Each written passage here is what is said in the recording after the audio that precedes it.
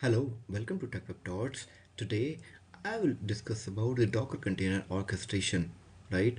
The two options that everyone can consider if someone is using Docker in their current environment and when they wanted to go for production.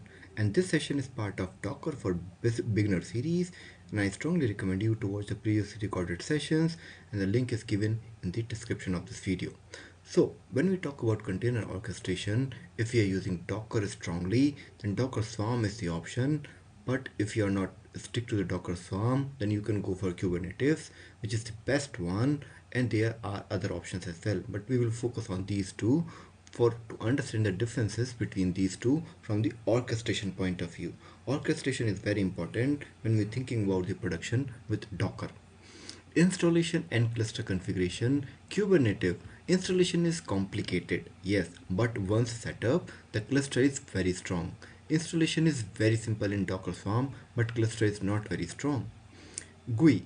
So GUI is the Kubernetes dashboard that we can access, and there is no GUI in the Docker Swarm.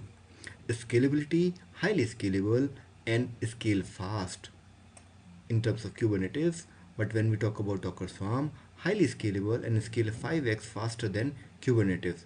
So the Docker Swarm is winning in this category.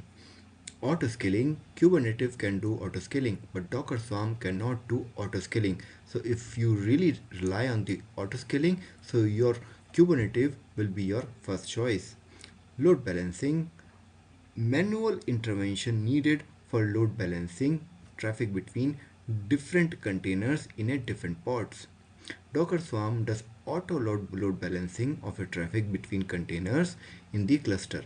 So it doesn't mean that Kubernetes doesn't have any option. You can also apply the additional load balancer configuration on top of it. Rolling updates and rollback, can deploy rolling updates and does automatic rollback as well.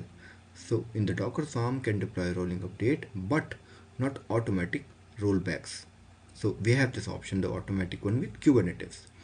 Data volume, can share storage volumes only with other containers in the same pod, and it can share a storage volume with any other container. It doesn't mean any of the pod because Kubernetes contains the pod concept. Now the last one, logging and monitoring, inbuilt tools for logging and monitoring, but for Docker Swarm, third-party tools like ELK should be used for logging and monitoring. Elastic with Kibana. Okay, I hope you like this information, and I will see you in the next video. Leave a comment, give your support. Thank you very much.